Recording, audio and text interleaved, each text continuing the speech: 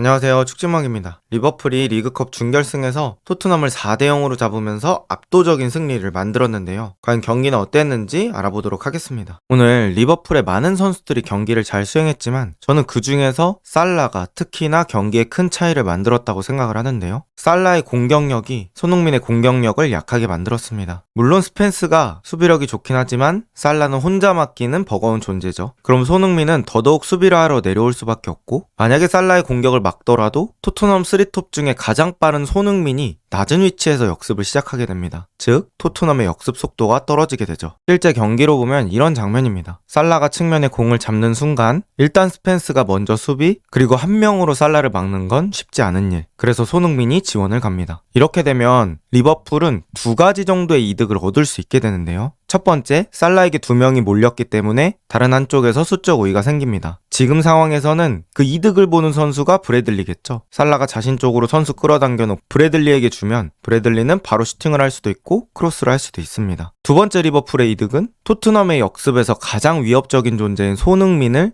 아주 낮은 위치까지 끌어당길 수 있다는 거죠. 이렇게 살라 한 명이 경기 중에 만들어내는 영향력이 상당히 컸다고 볼 수 있겠습니다. 그럼 어떤 상황이 되냐? 이렇게 히샬리송, 쿨루셉스키 두 명의 2인 역습 상황이 나오게 됩니다. 하지만 그마저도 리버풀의 수비 복귀 속도가 빠르기 때문에 순식간에 2대7 상황이 되어버리죠. 이 수비 복귀하는 선수들의 이름을 보시면 로버트슨, 커티스 존스, 소보슬라이, 그냥 숨이 턱턱 막힙니다. 물론 토트넘뿐만 아니라 다른 팀들도 윙어들이 수비 가담을 하는 일은 많습니다. 게다가 리버풀은 일반적인 윙어가 아니라 지금 전 세계에서 가장 축구를 잘하는 선수 중에 하나인 모하메드 살라죠. 그러다 보니까 손흥민이 더 수비에 신경 쓸 수밖에 없습니다. 하필 또 토트넘 역습에서 가장 빠른 손흥민이 살라와 같은 라인이라는 것도 이 게임을 더 기울어지게 만들었다고 생각합니다. 그리고 이번 경기는 양팀 간의 실수를 이용하는 속도 차이가 상당히 컸다고 봅니다. 리버풀의 전환 속도가 토트넘의 전환 속도를 압도했습니다. 경기 장면으로 설명드려 보겠습니다. 일단 먼저 리버풀의 실수가 나왔던 장면이에요. 클루셉스키의 압박으로 반다이크 쪽에서 실수가 나면서 토트넘이 높은 위치에서 역습 찬스를 잡거든요. 지금 리버풀의 수비 5명이 뿔뿔이 흩어져 있는 걸 체감하실 겁니다. 그리고 아까 뺏긴 지 4초 만에 완벽하진 않지만 바로 두 줄 수비의 구조를 갖춥니다. 약간은 임시 방편이 되었지만 두 줄의 형태를 갖추고 일단은 가운데 쪽에 수비를 강화하면서 나머지 선수들의 복귀를 기다립니다. 이런 수비 전환 속도가 리버풀이 상당히 빨랐죠. 또 거기에 토트넘은 역습 시에 다이렉트 패스의 빈도가 매우 적었습니다. 지금도 사르가 벤탄쿠르에게 패스를 받습니다. 그때 사실 스펜스에게 지금 검정색 화살표처럼 바로 내줄 수 있는 타이밍이 있었거든요. 근데 여기서 사르가 또 공을 잡고 내주느라 속도가 늦어집니다. 리버풀 미드필더들과 토트넘 미드필더의 차이를 꼽자면 여러 가지가 있겠지만 제가 오늘 경기에서 눈에 띄었던 건 토트넘 선수들이 잡지 않고 주는 패스가 적었다. 한 번씩 잡으면서 템포가 조금씩 끊기는 느낌이 있었다 라고 보면 될 것 같습니다. 토트넘이 수비할 땐 어떤 양상이 벌어질까요? 비수마가 역습 나가다가 패스 미스, 흐라웬베르가 살라에게, 살라가 이 공을 잡고 두 명이 붙었는데도 불구하고 발 바깥쪽으로 크로스를 넣습니다. 이 공은 제대로 처리되지 않고 코디악포 쪽으로 흐르고요. 학포가 깔끔한 득점을 합니다. 그리고 또 다른 토트넘의 실수 장면입니다. 벤 데이비스가 압박당하는 상황에서 패스를 하다가 흐라웬베르가 이걸 커팅. 근데 이 공이 워낙 셌기 때문에 높게 갔다가 바닥 쪽으로 떨어집니다. 여기서 살라의 터치가 진짜 정신이 나갔습니다. 사실 이 공이 떠서 오기 때문에 안정적인 선택은 옆쪽에 있는 소보슬라이에게 편하게 인사이드로 돌려주는 거겠죠? 그리고 스펜스도 그 가능성을 생각해야 하기 때문에 살라에게 적극적으로 도전하지 못했고요. 살라는 이걸 이용해서 발 바깥쪽으로 빈 공간에 공을 떨어뜨려 놓습니다. 진짜 이런 게 축구를 잘하는 거고요. 이런 게 클래스고요. 왜 살라가 발롱도르 영순인지 보여주는 장면이라고 생각합니다. 그리고 여기서도 살라가 왼쪽으로 고개 한번 돌리고 누네즈 뛰는 거 보고 오른발로 패스. 누네즈는 여기서 PK를 얻어내고 토트넘은 실점을 하며 합계 점수에서 밀리게 됩니다. 처음 토트넘의 2개의 실점 장면이 모두 토트넘의 실수에서 나온 거고요. 실수를 한다고 해서 상대팀이 무조건 골 넣는 건 아닙니다. 하지만 리버풀은 달랐죠. 실수의 대가가 다른 팀에 비해서 훨씬 더 큽니다. 이걸 편하게 얘기하면 뭘까요? 토트넘은 경기 내내 실수가 극도로 적어야 하고 그 자체가 상당히 불합리한 게임인 거죠. 그리고 그 중심엔 모하메드 살라가 있었고요. 이 결정적인 두 골이 모두 살라의 발끝에서 시작이 됐습니다. 그리고 오늘 경기는 토트넘이 리버풀 진영으로 넘어가는 일이 별로 없었는데요. 그건 리버풀의 남다른 압박 방식 때문이라고 생각합니다. 프리미어리그에 전방 압박하는 팀은 많지만 리버풀의 압박이 다른 이유는 바로 이런 장면들 때문인데요. 여러 방면에서 동시에 모든 선수들이 움직이고요. 특히나 계속해서 샌드위치 구조를 만든다. 그리고 이 구조를 만드는 속도가 상당히 빠르다. 라고 생각을 했습니다. 그리고 결국엔 측면까지 몰아내서 공을 뺏는 상황까지 나오는데요. 양 팀이 사용할 수 있는 운동장의 크기는 같습니다. 하지만 리버풀은 계속해서 토트넘에게 압박을 가하면서 토트넘의 운동장 크기를 극한으로 줄여 나갔습니다. 이런 걸 뚫을 수 있는 방법이 뭘까요? 토트넘의 선수 중에 뛰어난 개인 능력을 가진 선수가 탈압박을 해서 뚫는 거, 아니면 탈압박을 하는 시스템이 조직적으로 잘 갖춰져 있어서 여러분의 간결한 패스로 뚫는 겁니다. 하지만 이런 방식으로 어려움을 겪고 있는 건 토트넘뿐만이 아닐 거예요. 리버풀이랑 상대하는 웬만한 팀들은 이번 시즌에 비슷한 문제를 겪고 있고요. 그래서 리버풀이 강하다는 평가를 듣고 있는 것 같습니다. 어쨌든 토트넘도 역시 리버풀 특유의 이런 조직적인 압박에 정신을 못 차렸다고 볼 수 있겠습니다. 그리고 토트넘은 그 이후에 2개의 추가 실점을 더하면서 4대 0으로 패배하게 됩니다. 사실 제 개인적인 생각은 오늘 경기는 뭔가 오늘 경기의 머리 싸움, 전술 싸움, 축구 이런 거에서 진 게 아니라 여태 리버풀이 누적해온 시간, 그리고 토트넘이 누적해온 시간, 양 팀의 시간의 밀도가 달랐다고 생각합니다. 어떻게 보면 토트넘하고 리버풀이 모든 대회를 탈락하지 않았다는 상황은 비슷하거든요. 둘 다 챔스, 유로파리그 나가고요. FA컵 살아있고요. 리그컵도 오늘 경기 이전까지는 똑같았죠. 그리고 리그도 치르고 있고.